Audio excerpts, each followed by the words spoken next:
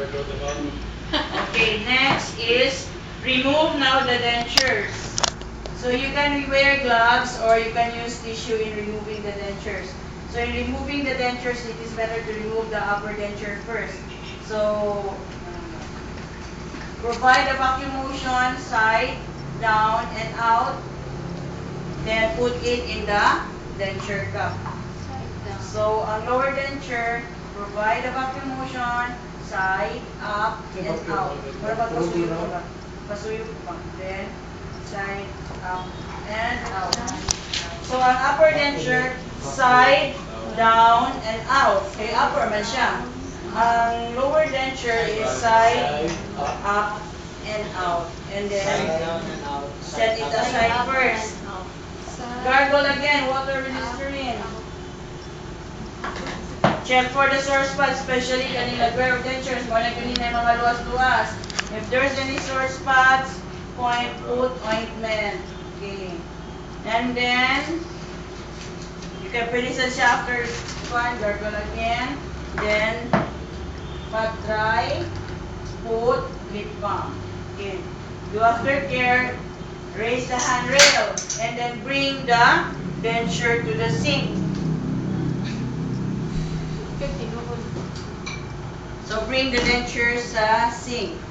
In the sink, there are two ways to prevent breakage of the sink in kaso matagap.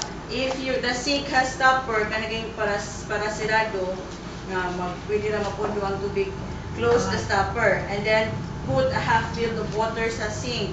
Para if ever matagap ang iyahang denture, dili siya mabuwak. Or if your sink don't have a stopper, so it is better to put a towel, layers of towel. Sa sink na siya. Para kung matagap, mahagya kang dentures, dili siya mabuwak. Okay, next is you are going to clean the denture cup first using a sponge. Very sad with any cleaning agent. And then for the dentures, you are going to clean the dentures using the bristle in between the teeth. You can put toothpaste if you want, or medication prescribed by dentist. So in between the teeth, use the bristle kaning itom. Hindi ka mag-gloves na naman. O, pwede na mag-gloves. Gato, pwede na mag-gloves. And then, sa kaning, okay, underneath also is bristle.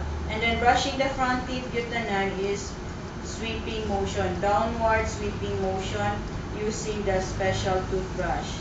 And then, after cleaning, you're going to rinse with lukewarm water, pat it dry, and then put it in the denture cup. Clean the lower denture. In between the teeth, use bristle. Underneath, use bristle also. Then, a front teeth, a downward sweeping motion using special toothbrush. Then rinse, pat dry, put it in the denture cup. Okay. Then, offer it to the patient, sir. Are you going to use your dentures? Okay. So if he wants to use the dentures, so put down the side rails. Then you can use gloves also or tissue. It is better to insert the lower denture first.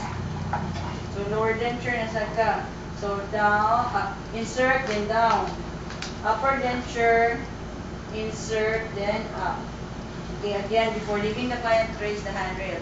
Now, if the patient don't want to use the denture, you can put the denture beside his bed para easy to reach. Para if ever he wants to use it, so he will just put it by his own. Okay. Okay, next.